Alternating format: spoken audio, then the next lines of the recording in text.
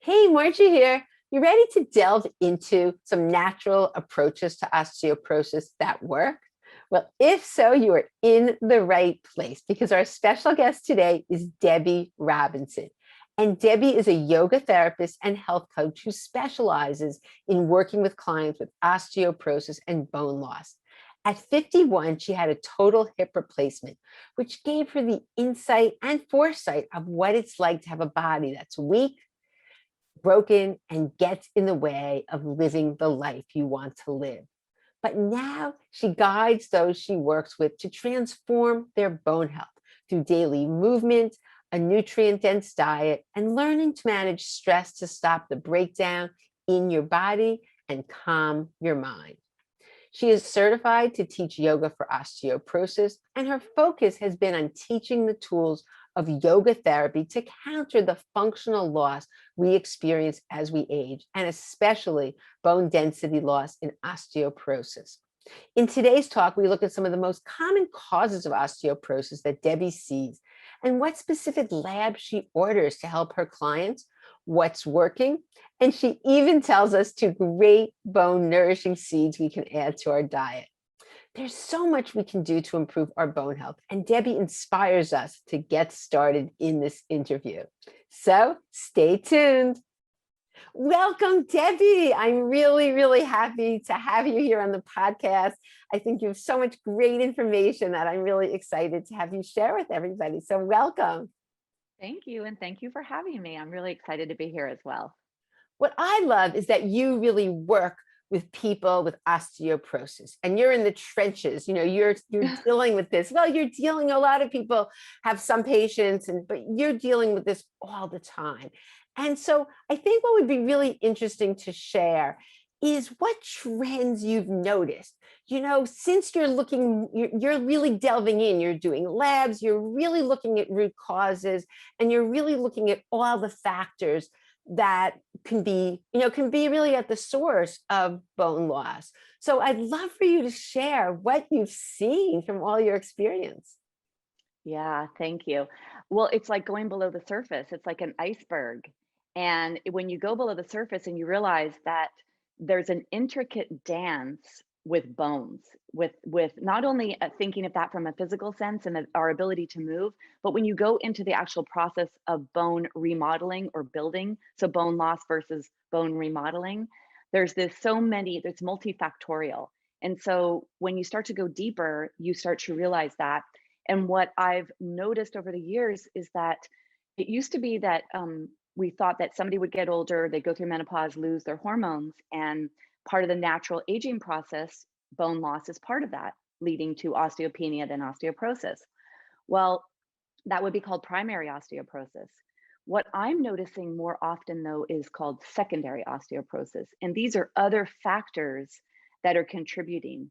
So either people younger and younger being diagnosed with osteoporosis, or the people that I work with that could be in the age range, let's say 50 plus, 55 plus, where it would be age related. I see so many other factors, especially when it comes to the whole nutrition or digestion aspect of what we need to build bones, the mineral absorption and nutrient absorption. And I think that's good news for everybody listening because there's so much that can be done. And I think oftentimes people don't go below the surface and they just want to sort of, okay, let's stop the bone loss, but not realizing that this is critical to figure out what are these underlying causes. So why don't we just start going into them? Would that be okay with you? Yes. Okay, so first of all, I'd like to say that there's three main areas of stress in the body that can contribute to bone density loss. One of them is musculoskeletal. So that's joints, malalignment, injury or trauma. And so that's one area of stressor. The next one is biochemical. So that would be any kind of digestive issues, cancer, other diseases, and even medications that can lead eventually to some bone loss or bone issues. And then the last one is mental emotional. And psychological stress actually has been linked to bone density loss. So these are three main areas: the psychological stress, the physical body with malalignment or trauma or injury, and then that biochemical piece, which diet plays a huge role there, or conditions or medication. So when we look at it from that aspect of three main areas that can contribute to bone density loss, then you could start to look at those areas and where do you have issues and start to work within those three areas. And one thing I love that you do is that you do a lot of testing, and that's part of your program. And so I think it would be great to share with the audience the different tests you do and what you've seen, because it's not like you've just done one or two. You've been doing this for a while. And I think it would be interesting what your results have been. So that would be, I'd love to hear that. Okay. So yeah, going deeper, going below the surface and looking at the root causes of bone loss, that's what some of the functional labs are that I work with. That's what we could start to see. And I would say that a major body system that I see being contributing to bone density loss is the digestive tract. So whether that's through the ability to digest your nutrients, to absorb your nutrients, or to assimilate your nutrients. So looking at digestion is one of the main areas that I look at when I run my labs. And in that case, it's a stool culture, which is kind of gross. The one I use now is only a 1-day test.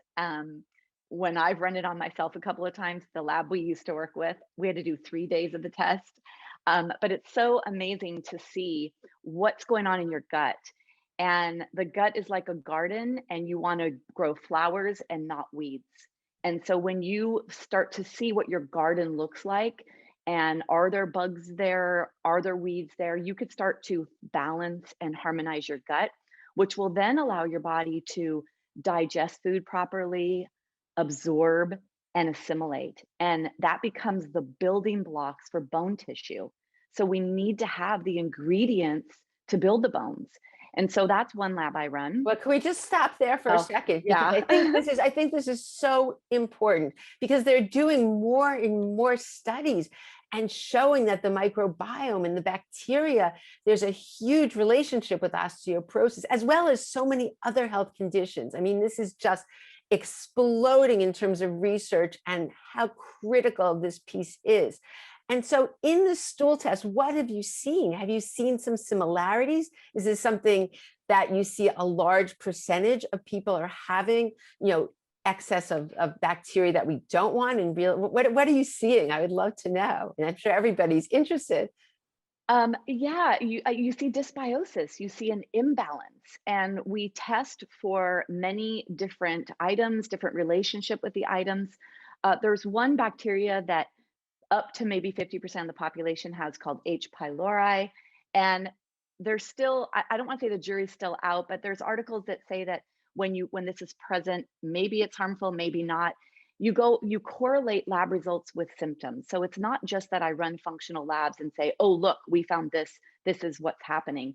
I also do a thorough intake. So it has to be with your lifestyle, what's gone on in your life, because on some level, it's never just one thing. And even if you have gut issues, the psychological stressors of whatever you've gone through for your entire life, or things you're exposed to in terms of toxins, whether that's in the air, in the foods, ground that you're walking on, thoughts that are toxic, that also plays a role. So it's not just here's a lab, here's what I found. The reason why we find the things we find in the labs are because the opportunity exists. And the opportunity exists because there's a weakness in the host. And there's a weakness in the host because why? And that's where I look. I look at the mental emotional layer that plays into what are you buying? What are you eating? What's going on in your life? Then I look at the self-care piece. Are you moving your body? Are you sad? What is your posture? Are you holding a postural position that is psychological in terms of sadness or whatever else, but then it becomes deeper? And so everything is related. And so the labs give us things to coach up, things to supplement with, foods to either remove from the body, to introduce to the body. And so if the bone remodeling is a dance and you have 100 participants in the dance, I want to look at all 100 so that everything works together.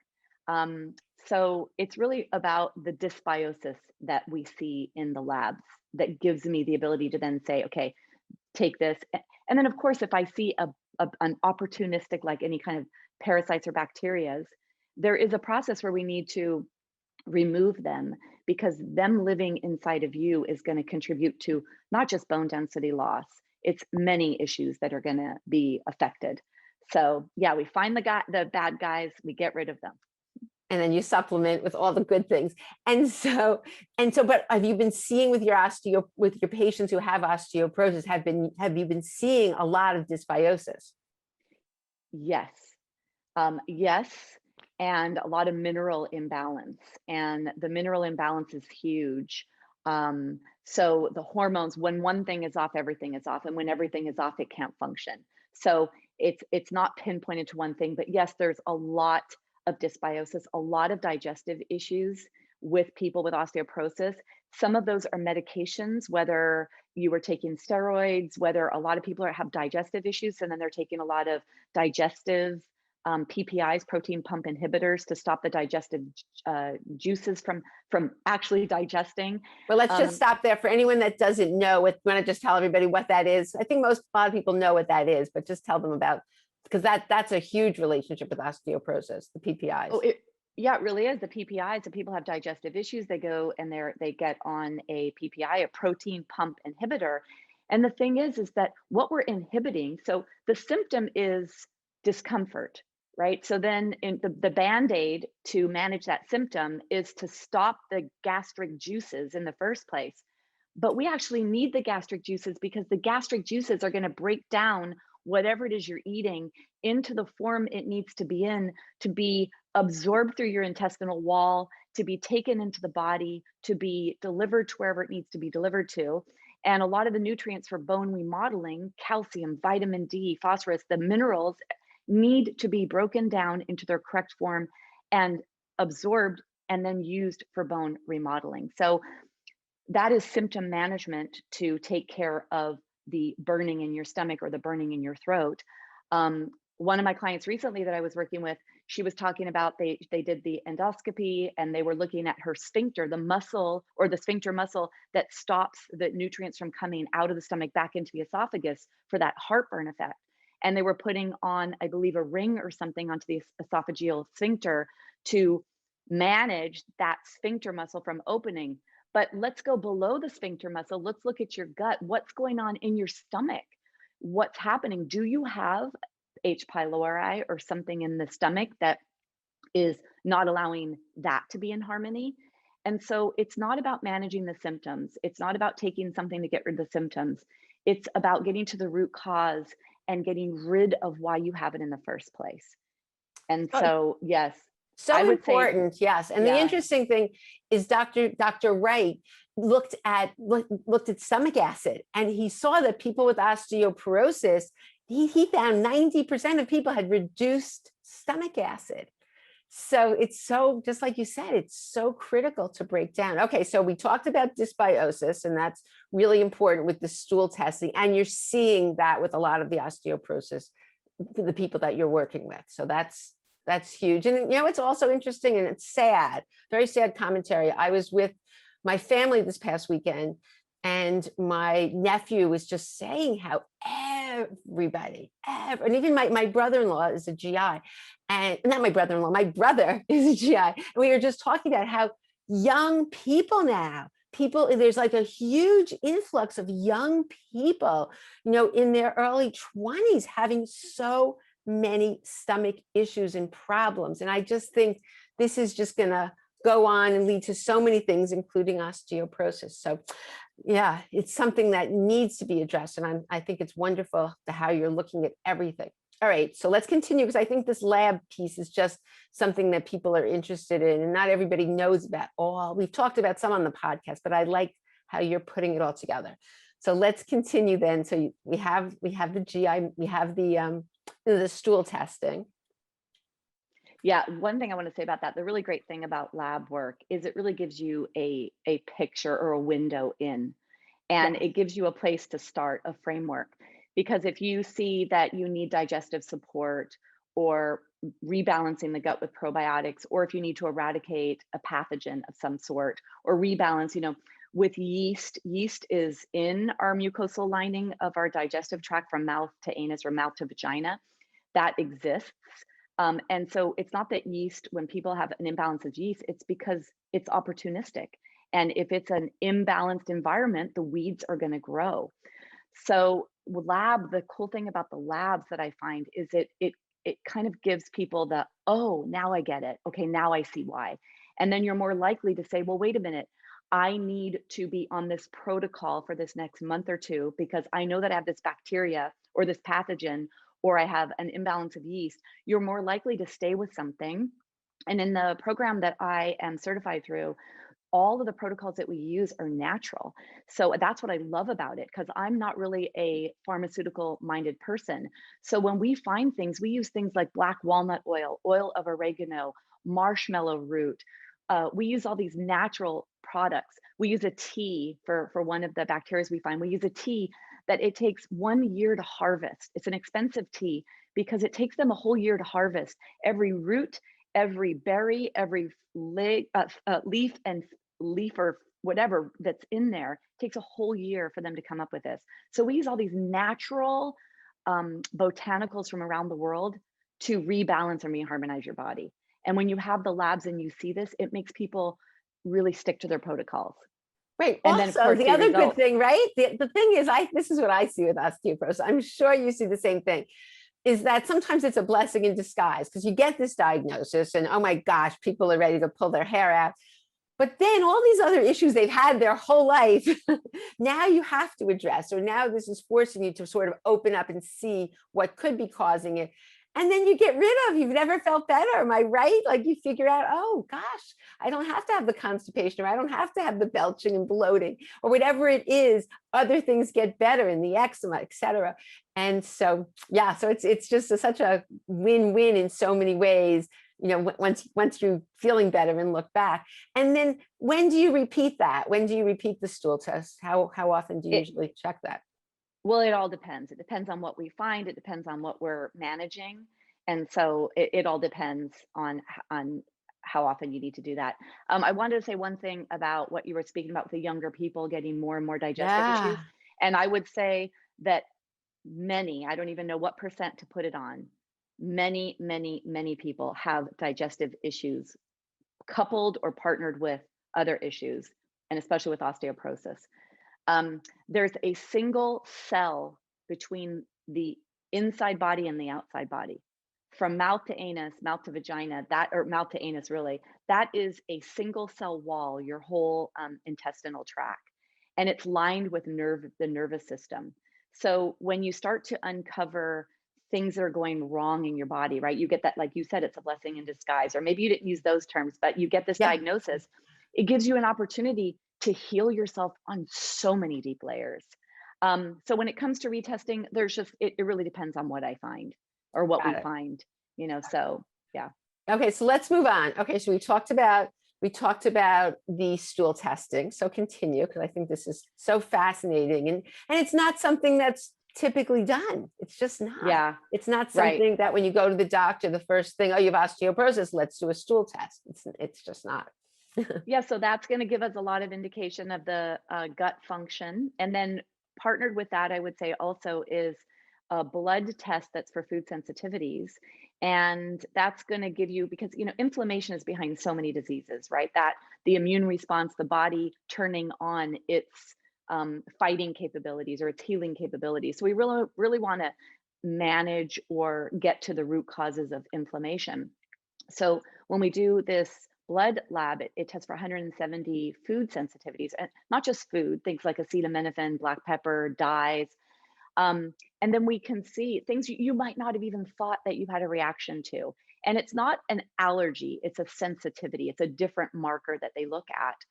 And the interesting thing with that is that maybe you have some gut integrity, some gut lining integrity issues.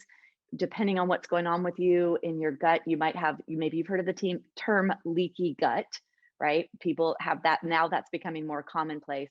But if there are places in your gut lining where things get through that shouldn't, and they're in a larger form than they should be, your immune system will respond thinking it's, friend or foe. It looks at it as a foe. as an enemy. So then the inflammatory response is going to happen, and there's going to be a diversion of energy internally in your body to manage whatever the immune system is managing. And that actually contributes, like if you go down that pathway, then you're looking at people who don't have enough energy, don't want to move as much. If you're not moving as much, you're not challenging your muscles and your bones as much, which is also going to contribute to bone loss, right? So it's this whole entire, it's multifactorial. So the food sensitivity is great because we could see what you're reactive to. And then that also gets you to start shifting your diet, because then you see things that you maybe need to take out of your diet. You learn what you need to actually bring in, and you start to bring in nutrient dense bone building foods, focusing on bone building. And then of course, so many other aspects of health. So that's the food sensitivity, and those two, the gut and the And what food have you seen? Are sensitivity. there certain ones that you've seen? I mean, I've seen certain things myself that, it's unbelievable how many people have certain issue, like with gluten. I've seen that as such a big one with osteoporosis. What have you Yeah. seen though in your experience? Yeah, well, I think that there are some big, dairy. There's sensitivities to dairy, and it's crazy, but there's actually people have this wrong assumption that they need to have dairy if they have osteoporosis, right? So they start to increase their dairy intake, and actually, there's studies done that the countries that have the highest dairy consumption have the greatest fracture risk. So there's no correlation between milk and bones. We don't know if we properly assimilate the calcium molecules in dairy milk because it's made for cow bones, not human bones. So there's a lot of controversy. It's also mucus producing, and 70% of our antibiotic use in the United States is on animals. So either the meat that's in the animals or the milk that they're producing to make the cheese and the butter. So really, dairy has a lot of potential inflammatory aspects. Gluten, like you said, Margie, for sure, gluten, because gluten also affects the thyroid, and the thyroid has a lot of relationship to getting the calcium, the parathyroid, getting the calcium into your bones. We need the parathyroid involved there.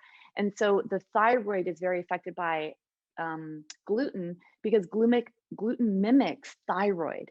And so it becomes very confusing for the cells with gluten. And, we're not meant to have wheat all day long every day. No civilization that was a staple all day long. And it's in everything. It's, the little cheese packets that you get that have shredded cheese. In order for them to not clump together, they're coated with gluten, right? So gluten is everywhere.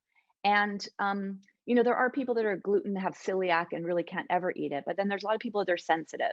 And I'll tell you that when I went off gluten, when I ran 5 labs on myself and I went off gluten, I also went off my thyroid medication. And so that was fascinating for me, because my doctor looked at my blood. She goes, "Oh, well, you don't need this anymore." And I'm like, okay, it's because I went off dairy, I went off gluten. The other things when it comes to bone health, coffee and salt, they've showed an increase in urinary calcium loss. So when you test your urinary calcium after you've had coffee or salt, there's more calcium in your urine. So as Dr. Mark Hyman says, you're peeing out your bones. So which I know sounds crazy, but you are.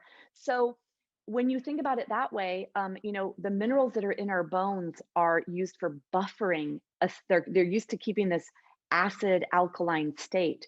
So minerals come out of the bones to help balance. And so when your diet is very acidic, the minerals are going to come out of your bones. So when those are some of the other things I tell people to minimize or avoid. And of course I'll offer suggestions or other methods. If you got to have your caffeine matcha green tea lattes. It's so funny you mentioned about thyroid. I had a similar experience that I have Hashimoto's. And when I went back to school, because I started as just a physical therapist, when I went back to school for nutrition and health coaching, I decided I'm going to completely walk the walk. And so I decided to change a few things, really not that much, but reduce sugar, reduce processed foods, and I got rid of dairy. And guess what? I was able to get off all my thyroid medication. Wow. All of a sudden one day my heart's palpitating, like, all right, take half, and then eventually, so I've been off now, oh gosh, 11 years, I guess. But so similar, it's not that we recommend this to everybody, but Right. it's important. If you need your thyroid medication, do not try to get off it. But it's so Right. interesting, the same thing with the inflammatory effects of the dairy. You know what else I really want you to talk about? Because I know you do the Dutch test, and I'm curious what you find with that, working with women postmenopausal, and what have you been finding, and explain what that is actually. And I think that would be helpful because it's not something everybody knows about. Right. So the Dutch test is really the gold standard, and a lot of physicians now are actually using that. If you get a serum or a blood test to look at your hormones, which is what was always traditionally done, it is Monday at 2 p.m. This is what your hormones were doing, right? That's what serum blood is going to give you right now at this moment. When we run the Dutch test, first there's a saliva capture 6 times throughout the day, and that looks at cortisol, which is your stress hormone. And the stress hormone is a catabolic breakdown hormone. So when you're in that stress loop inside the body, that's more of a breaking down aspect internally and utilizing internal energy. Also, you're going to be, because the body's trying to be protective. So you look at your cortisol, the stress hormone. If you are producing too much of that, your body's not going to be taking time for the building up parts, the anabolic activities of hormones. And for those of us that are in menopause or at this part, we want our hormones because estrogen keeps you moist and mobile and loosey and juicy in your joints, in your body, right? So we need to have the estrogen. Testosterone is what gives us our confidence. So we need to have that in our body as well. So this, the cortisol part, the saliva part, gives you your cortisol pattern. It looks at when you wake, we do it at certain times, and we look at your cortisol awakening response. We will look to see, is your pattern where it should be? So the wake, the sleep, and it also gives us some indicators on if you had an increase in cortisol at night, which we see that in people, a relative elevation can be that maybe there's some bug activity. So it could be a little indicator pointing more fingers towards gut dysbiosis. So not each lab is in and of itself. They each show, oh, well, maybe there's something going on here. Maybe there's something going on here. So we can get a little bit of indication of maybe some gut dysbiosis also with that saliva capture and your cortisol pattern. So that'll help with sleep, which we all are learning or know at this point. Sleep is integral to optimal health, whether that's bone health, heart health, blood sugar regulation, aging. So you have that. And then the other part is urine. And the urine captures the metabolized aspect of your hormones. So what's really interesting for me in the Dutch is that we get to see the pathway that estrogen goes down. Like, it's cleared in the liver, and then you pee it out. And we look at the pathways. And one of the pathways is preferred. That's the healthier pathway for metabolizing your estrogen. The other one is more of a cancer pathway. So I would say that with the Dutch, it's about getting somebody into definitely down the better metabolic pathway. We also see some neurotransmitter activity, which would also go back then to a little bit of gut stuff, because I think many of us know at this point, 80% ish, because I see 80-90% of your serotonin, which is your happy hormone. Margie, that's your thing. That is made or processed or metabolized in the gut. And then 2 more steps later, I believe I was just told 2 more processes later, it's metabolized into melatonin, which is your sleep hormone. So the happy and the sleepy part of you is in your gut, right? Metabolized. So we see that there as well. We get some melatonin markers on that test. We get some B12. So we look at some absorption aspects there. We look at melatonin there as well. So lots comes out of that lab. Yeah, so What have you seen though? So, what's really interesting is getting people early on. Right, when someone's just going through the earlier we can figure things out, I think the better in terms. Okay.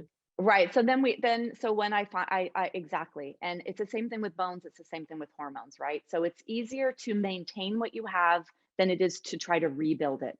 So I look at bones like they're a bank. And in this case, with the hormone lab, we're going to talk about hormones, right? So say you have a bank, you have a certain amount in your bank account. You're either withdrawing from your bank account or you're depositing. So it's a lot easier to maintain that amount that you have than it is to deposit more, deposit more. So on the Dutch test, looking at your hormones, depending on what I find, and you ask, what do I find? When I find, of course, going through menopause, there's that decline in estrogen and the steroid sex hormones, then I will bring in some supportive, and I see that often with women that are in menopause. I'll bring in some supportive foods or nutrients that will help with the production, help them manage their stress so that they're not in that catabolic breakdown phase, but rather they're in the part of them that will allow their hormones to be the best that they can be. And so it's about coaching up you as the best you could be at this age. So, yes, there's the natural part. And then I will recommend or suggest or talk to somebody, maybe those that are open or want hormone replacement. I'll have them go to their doctors to discuss that with them. They could take their labs with them. I don't prescribe, I don't diagnose or anything. I educate and give this information to my clients and let them make their choices. And then whenever we need to bring physicians in, like in the GI map, we might need to recommend that they go see a physician if we find something pretty bad.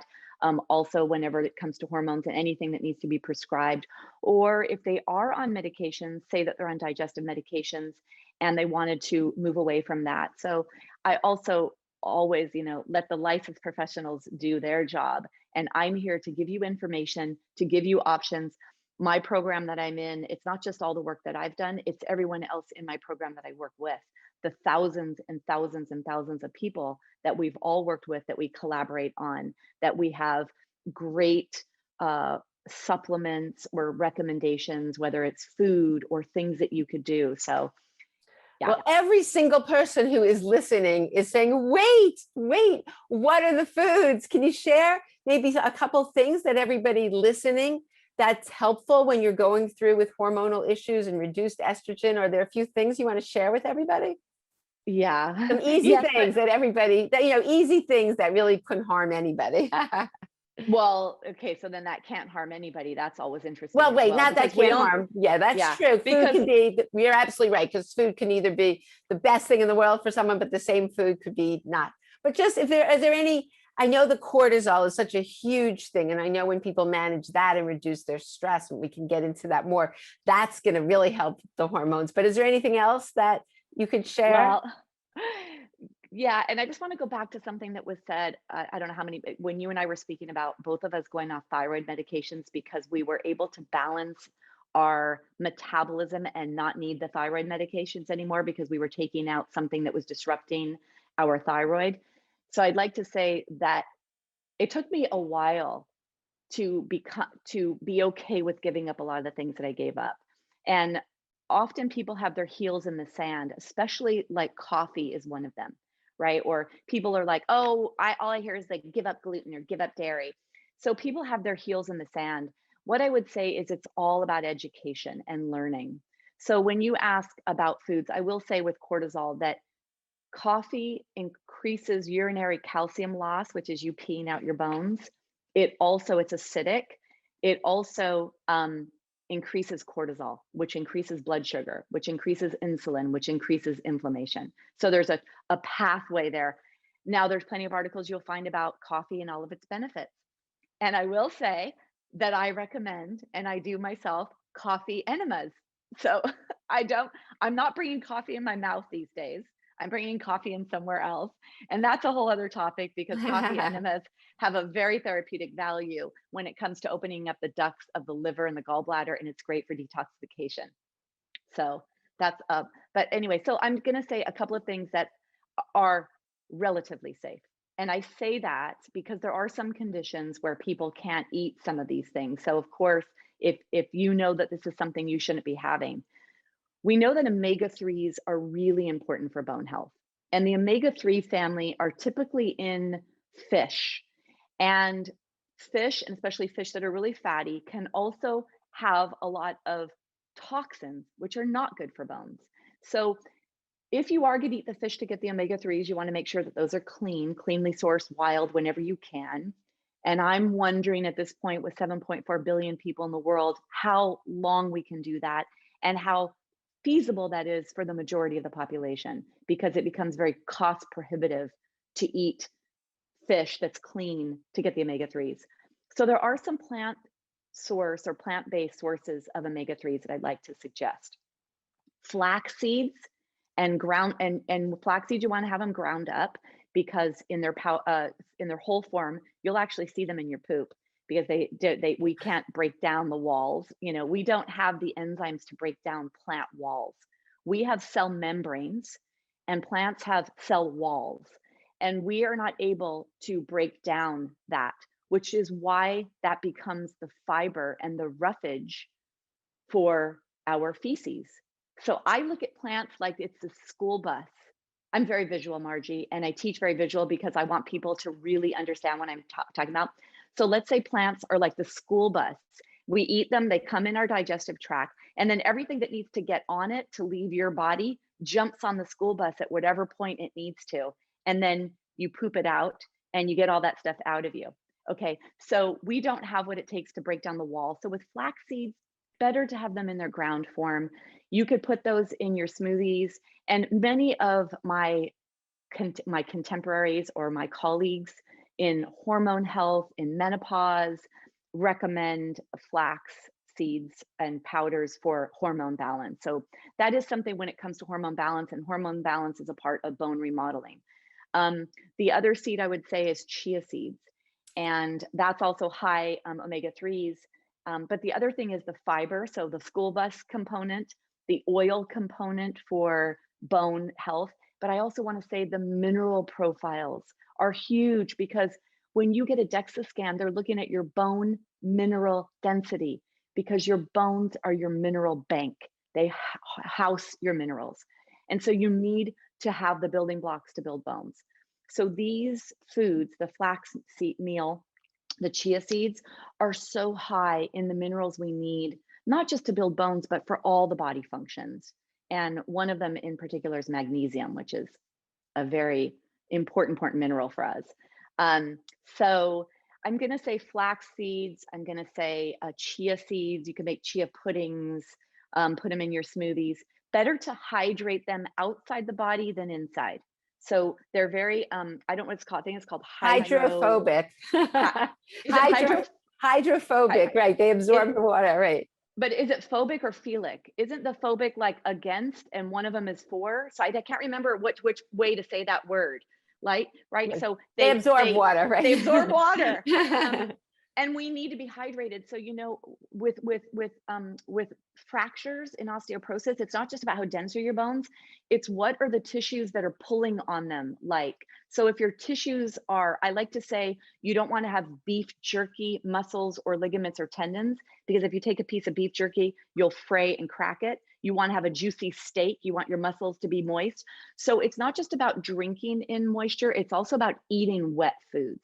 So you want to hydrate your chia seeds outside, meaning letting them soak for about 20 minutes or something in whatever liquid you're going to be doing. You can make puddings, you can put them in your smoothies. I make an amazing bread called Life Changing Bread, and it is life changing. Oh, that sounds really good. Whoa. Yeah. Well, you know what, Margie? Maybe that could be like a giveaway or something. Oh, yes, we would love that. That sounds fantastic. Yes. It's amazing. And in it is chia seed, flax seed. It's got psyllium husk, which is the school bus, the fiber. Loving this. It's got oatmeal, which is got protein and calcium and more minerals for your bones. And then you could put in nuts. And I make it with walnuts and chopped up dried figs, because figs actually have a lot of minerals for bone health. So yeah, I've gone to professional cooking school. So I'm actually a trained chef. So in addition to my functional aspects of running labs with people, and then my yoga therapy and helping people create bone building stimulation, I also really am into the food and eating for your bones. Wow. I am so excited about this bread, because so many people are gluten-free and it's hard to find. And we need fiber, because we certainly don't want to jack up our blood sugar by eating the bread. So yours has so many things in it. That's amazing. Yeah. Wow. It's called Life Changing Bread, and it totally is. And I've tweaked the recipe a little bit. The one that it from the girl, she's from Denmark, I believe, or some Scandinavian country, and it's all over the place. It's called Life Changing Bread.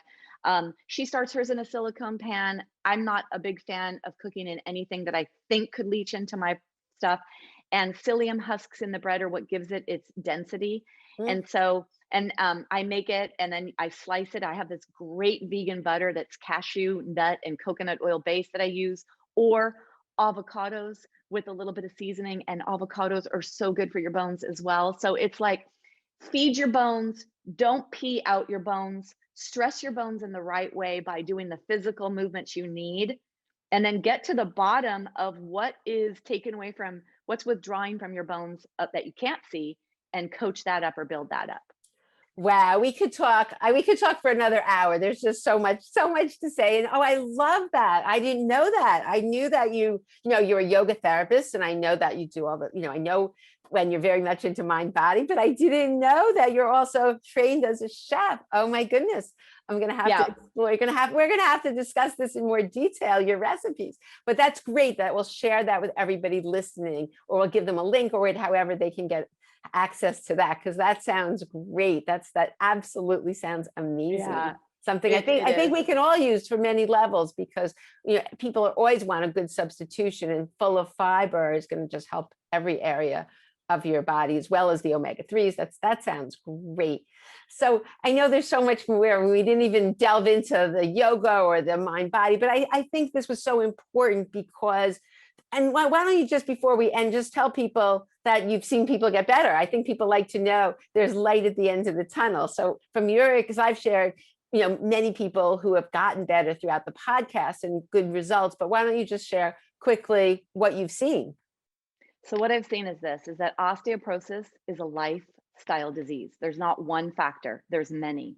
And the more you realize that, and the more you realize that your bone health is in your control and can be managed. So what have I seen? I've seen people have a better DEXA scan score, which, that's our gold standard. That's what we hang our hat on, so to speak. That's one part of it. But what do I really see? I see confidence. I see people with a stronger body, with more range of motion. I see people who feel comfortable to go out, to travel, to live their lives. I see people that realize that food is medicine and that they have control to actually make shifts in their lives. I see people realize that, okay, I could give up the bread that my ancestors grew up on, because it's not really the bread they grew up on anymore. And it's, so whatever it is, that all of the once you make those shifts, you actually get your body back, you get your happiness back, Margie. You get your confidence back, because it's really, when you get that diagnosis, you feel like your bones are made out of sand. You feel like you're walking on eggshells, and that the best parts of your life are gone. And now it's like, now what? And so I see people realizing, oops, that was a little bump in the road. I needed to change my lifestyle, because osteoporosis is a lifestyle disease. I need to change my lifestyle and now build myself up on all layers, every strength everywhere, bones, muscles, everything. Love that. I am just so happy that I had you on, and you can share that perspective, because that's what I believe. And we know this is all possible. So it's as I said, it's a win-win situation, and it's just a matter of a little reset and getting yourself on this very healthy and happy track. So great. So all your information I'll have in the show notes for everybody, how they can get in touch with you, and you run these labs and you explain these to people. So there's all sorts of information. And then we'll also include this yummy recipe. That sounds so good. So perfect. Yeah. So yeah. I can't thank you enough. And I'm really excited about everything you're doing, and just keep it up. It's all so good. Yeah, thank you. Yeah, I'm so passionate about sharing that it is possible to have strong body, strong bones, strong mind, to be happy and to live this big, beautiful life that you want to live. Love it. Well, thanks again, and look forward to keeping in touch. And I know we're going to see each other soon at a conference in person. Yes. So excited about that. So thank you so much. Thank you, Margie. Thanks for having me. I hope you enjoyed my interview with Debi, and now feel inspired to take action to improve your health. And if you do have bone loss, there's so many areas you can look at and see where you can make changes. And the good news is, when your bones improve, guess what? everything improves. So it's really your path to living your best life ever. And on that note, all the links to Debi's work will be in the show notes, as well as that link to that yummy recipe I can't wait to try. So bye for now, and I look forward to seeing you on the next episode.